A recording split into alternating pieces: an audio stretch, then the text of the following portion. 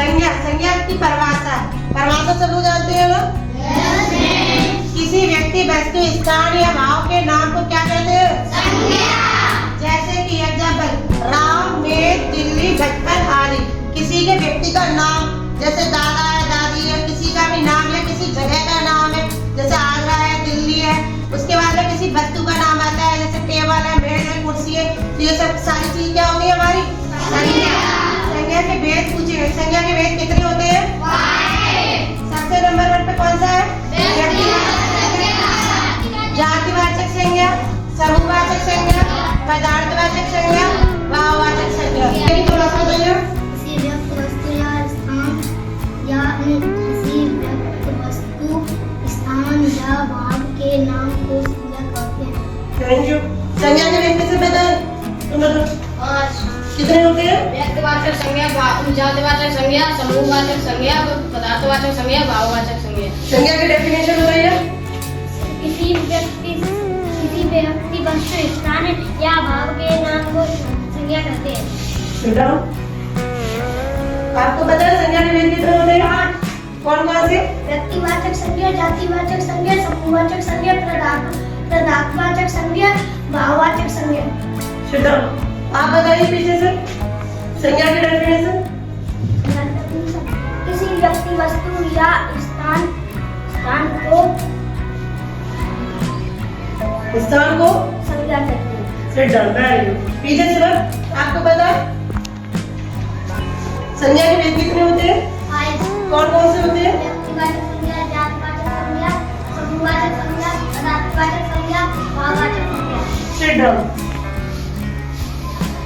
संज्ञा की डेफिनेशन पता बताइए। किसी व्यक्ति, वस्तु, स्थान या भाव के नाम को संज्ञा कहते हैं। Sit down, very good.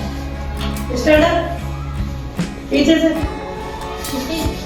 किसी व्यक्ति या सभी भाव को संज्ञा कहते हैं। Sit down.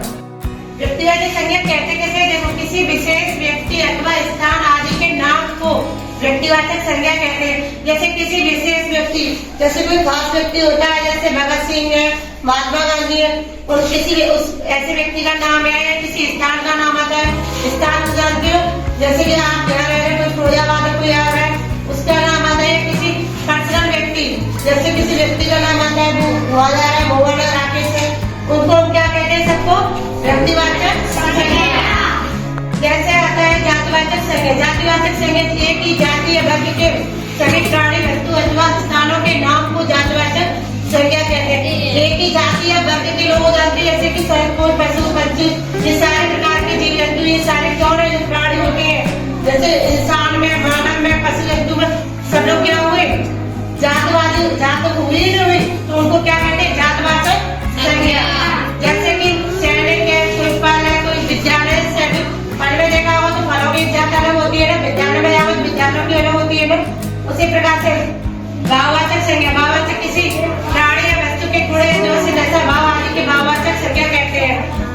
व्यक्ति के भाव क्या किस प्रकार से होते हैं? किस कोई फीलिंग से होता है, वाह ये चीज कितनी अच्छी है, समझ रहे हैं?